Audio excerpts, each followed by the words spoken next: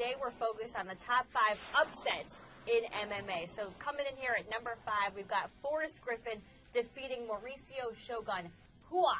Yeah, this is one of those fights where Mauricio Shogun, who was sort of the equivalent of what John Jones is now, he was a guy in that rarefied space. Nobody thought he was going to lose. Right.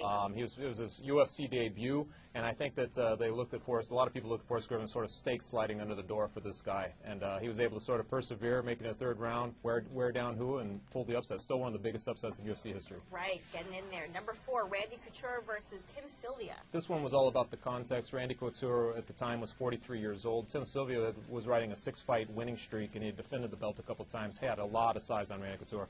But Couture took the fight, got the fight, went in there, and I think a lot of people didn't think that would bode too well for him. He was able to persevere, and it was a show of guts and heart, and he won that fight. It was one of the most exciting fights of that year.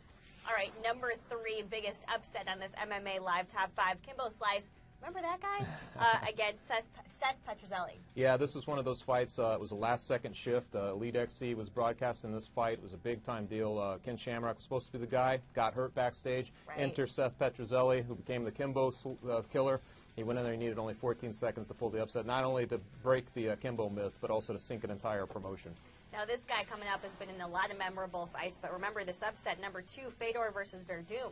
I was in the building that night, and I'll never forget the sort of hush that came over the crowd. After Werdum tapped out Fedor and the crowd went crazy, there was this moment where everybody went silent, wondering, what did I just see? It was, at the time, Emelianenko was basically a 28-fight unbeaten streak. I think people looked at Werdum as a guy who wasn't even that viable as a challenger for that upset to happen. It still stands as one. Game changer. Number 1, Matt Serra over GSP. What do you have to say about that one? Let's not forget, Matt Serra was coming off of the Ultimate Fighter 4, which was basically retreads, guys, veterans who had been in the UFC at least for one fight trying to get back in.